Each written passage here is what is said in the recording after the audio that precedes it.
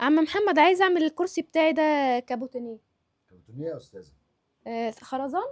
خرزان ايه يا استاذ؟ ده اسمه كانيه. كان ايه؟ ده اسمه كانيه. ماشي. الكلمه الدارجه بالفرنساوي. عم محمد، عايز اعرف يعني ايه اصلا كان ايه؟ الكانيه ده كلمه العامه بتاعتها او الدارج بتاعها كلمه فرنساوي. فاحنا خدناها من مهندسين محترمين، قالوا لنا ان الكلمه دي اسمها الخرزان بتاعكم ده اسمه كانيه. في اه. فرنسا اسمه كانيه.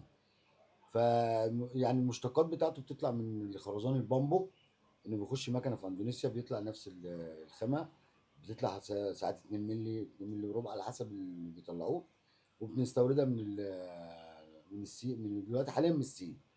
امم. فبتيجي بقى الخامه على حسب ايه، رفعها، عرضها.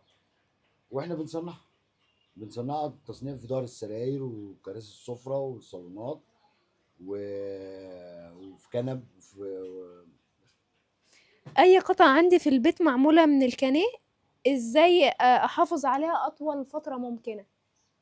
هتحافظ عليها. اول حاجه ان مفيش طفل يحط فيها خشبه او قلم يقطعه. اه.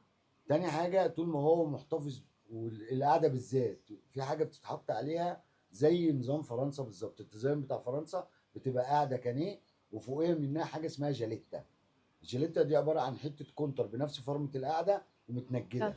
دي مم. تحفظ الكانيه إلى ما لا نهاية يعني. بتلين لي مم. بس الفتله هو ليه وتخليها عمر ناعمه في ايديا افتراضي. وانا بجلي. طالما الكانيه دخل في بتسهل السواد معايا شويه في مع الجري. العمر الافتراضي بتاعه، بتديني فرصه ان سواء انا 10 اجري اسرع. سنين 8 سنين مم. 15 سنة، وفي حاجه طالما تاني. دخل في السواد بيبدأ يقطع لوحده.